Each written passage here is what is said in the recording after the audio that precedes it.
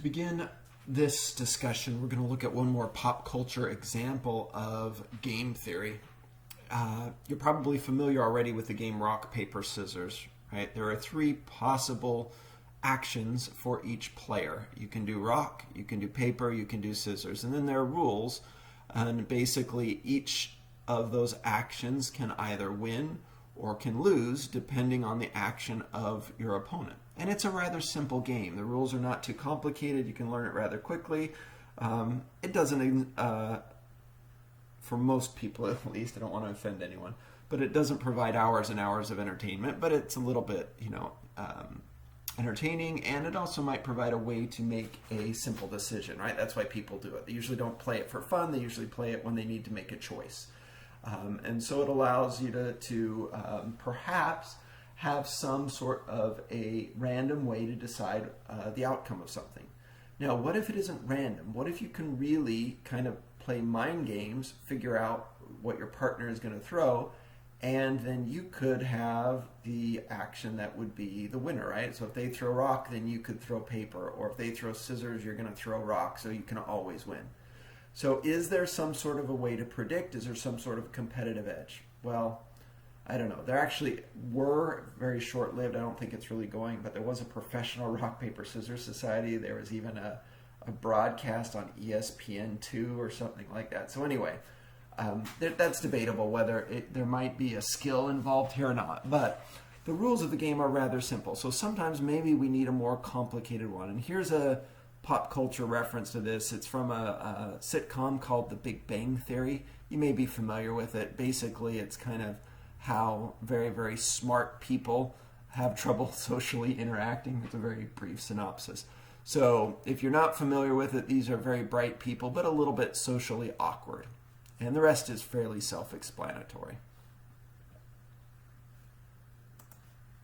Oh look, Saturn 3 is on. I don't want to watch Saturn 3. Deep Space Nine is better. How is Deep Space Nine better than Saturn 3? Simple subtraction would tell you it's 6 better. Compromise. Watch Babylon 5. In what sense is that a compromise? Well, 5 is part way between 3. Never mind. I'll tell you what, how about we go rock, paper, scissors? Ew, I don't think so. No. Anecdotal evidence suggests that in a game of rock, paper, scissors, players familiar with each other will tie 75 to 80% of the time due to the limited number of outcomes. I suggest rock, paper, scissors, lizard, Spock. What? It's very simple. Look, scissors cuts paper, paper covers rock, rock crushes lizard, lizard poisons Spock. Spock smashes scissors, scissors decapitates lizard, lizard eats paper, paper disproves Spock, Spock vaporizes rock, and as it always has, rock crushes scissors. Okay, I think I got it. Rock, paper, scissors, lizard, Spock. So again, kind of a humorous take on it, but in a very simple game, there may only be some limited number of outcomes, and it might be very, very predictable. Now, many biological interactions are not so simple. They're going to be very complicated and, in fact, very dynamic. And this is an important thing to point out. When we're looking at relationships between species that have complex behavior, it's going to be a much more dynamic interaction. And we're going to talk about that a lot more in Unit 4.4, when we look at coevolutionary relationships, okay? But your behavior might be influenced by changes in a partner's behavior, or, so for instance, your mate, right? What is the best strategy for attracting a mate? Well, that may depend on your mate's behavior, and then you might need to modify yours depending on the communication and the response that you're getting from a mate. So it can be very complex. So it's not always easy to predict ahead of time what the best, the evolutionarily stable strategy will be, or what the ultimate outcome might be, because the games are so complex and so dynamic as things change. Okay? So game theory plays an important role in understanding biological interactions. And so if I change the rules of rock, paper, scissors. Now, rock, paper, scissors, lizard, Spock is actually pretty complicated, right? At least in my head, I can't immediately remember everything. So, but maybe we could change the way that games are scored. And so in class, sometimes what I will do is do a demonstration where I have everyone play 10 rounds of rock, paper, scissors and see who in the class wins the most time. But then if I change the rules, we might have a very different outcome. So rock, paper, scissors is usually just between two people, and it's a competitive game. You try to win. But what if instead you were not only competing with your opponent, but also you got a team score? So you got some amount of points for tying, some for losing, but at the end, it didn't matter which of those individuals won or lost, but what your overall team score was. And depending on how the points were, we might have very different behaviors between individuals playing the game. Is it best to go all out, try to beat your opponent? Or do you want to do all right, win sometimes, but overall have a better team score? And so depending on the rules, right, you might have very different behaviors that are selected for. And so this has been studied in many, many different contexts. One famous example of game theory is called the prisoner's dilemma. And again, behaviors are going to change depending on individuals, what the actual risks are, and for humans, what they think the actual risks and benefits are. So for instance, if you catch two thieves, two people that are suspected of a crime, and you immediately separate them, you put them into two rooms, right? This is familiar to those of you who watch these procedurals on TV. What is the best strategy for those individuals that are now separated and being interrogated by the police? Well, if they both confess, then they're both going to go to jail, but not for a really long time maybe, because they get a deal for confessing. But if one of them confesses and the other one doesn't, the one who confesses might get a deal, right? They say, "Hey, I know my partner's not going to talk, but I'll tell you about it if you give me if you give me immunity." And so, if you think your partner's going to squeal, right, going to talk, then you may want to talk. It's a little bit of a risk, though, right? Because if your partner doesn't talk, then you have a shorter period of time. But right, you're only there while they're interrogating you. So this is when both of them talk. This is when both of them confess. And so your behavior is going to be influenced greatly by what you think the other individual is going to do.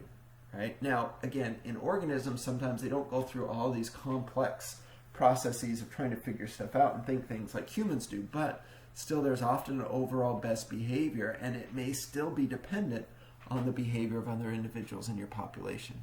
So cops can take advantage of this, and there's drama in it, right? They go in and they say, "Hey, your partner's telling us that it's all your idea, and your partner's just talking and talking and talking," and that might be a lie, but it's designed to try and optimize their outcome, maybe without so much thought or input to the criminals. Now we can see examples of these complex behaviors in real life examples.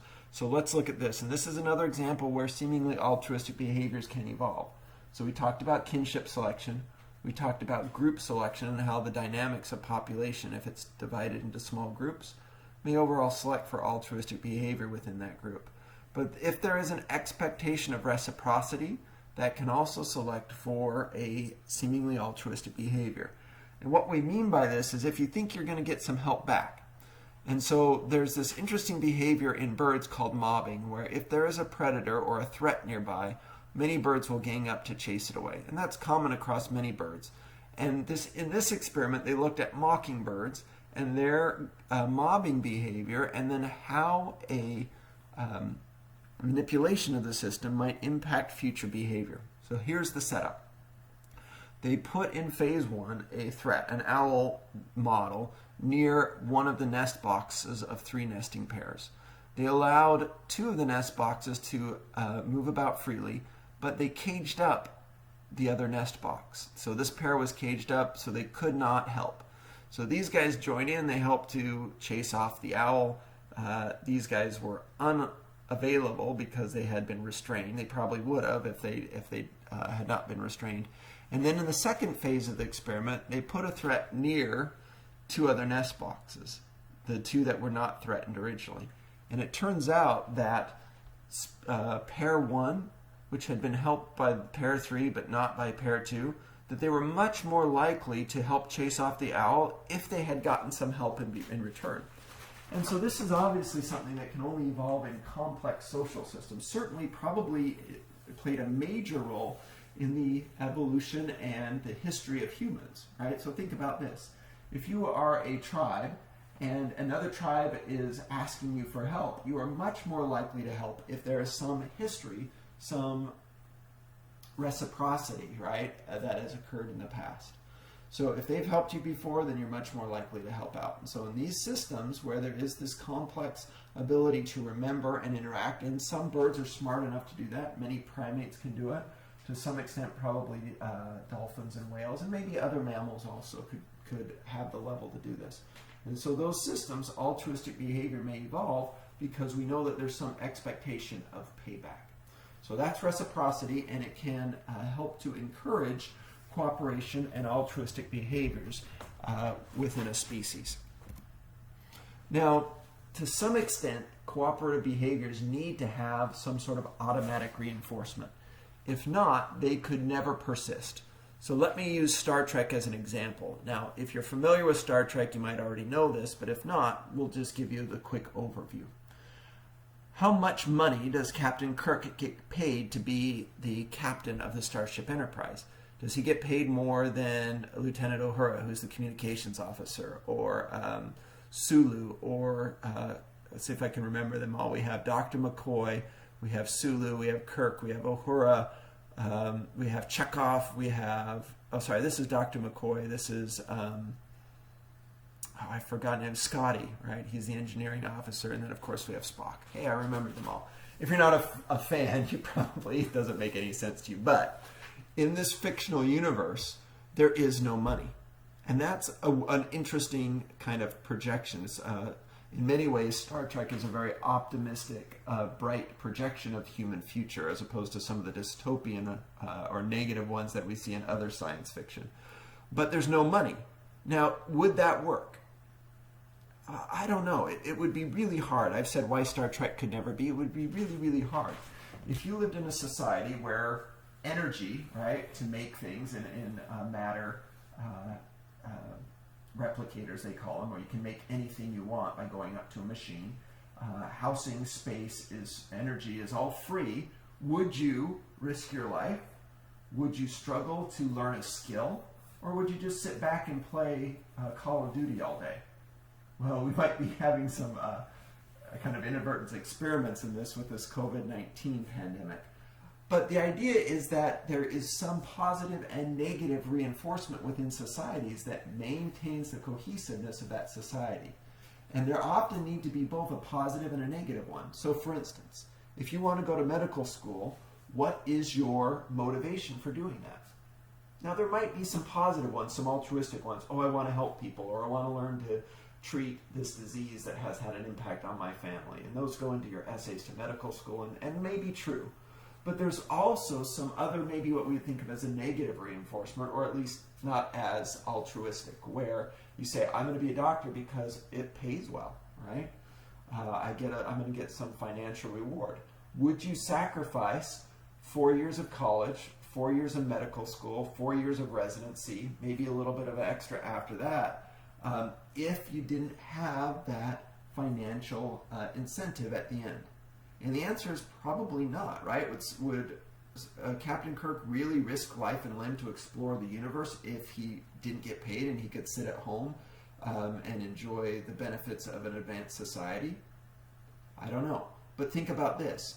If we have too many people who are not contributing to the society for whatever reason, how long would it take before that society broke down, right? If everybody just starts playing Fortnite and Call of Duty all day, how long is our society going to be maintained? We won't have skilled workers. We wouldn't have people to make Fortnite and Call of Duty, I guess, either. But we wouldn't have people to run the utilities. We wouldn't have people to treat and cure illnesses. So if there are too many free riders in a society, the society will break down. So the only social systems we have that have been maintained long term are social systems that have built-in mechanisms to prevent free riders, or at least to prevent too many free riders so that they can maintain their integrity. Now in human society, we do that through both positive and negative reinforcement, right? So we have financial incentives for sacrificing time and energy and resources to gain a skill. We have negative reinforcements where if you try to steal things or if you try to negatively impact other people, that you are going to have a negative impact on your own fitness and your own ability to survive in that society. You'll go to jail, or you'll be fined, or you'll have other restrictions put on you. So human society and politics, right, in large sense, is an argument or an effort to try and convince other people that your system for maintaining society is the best.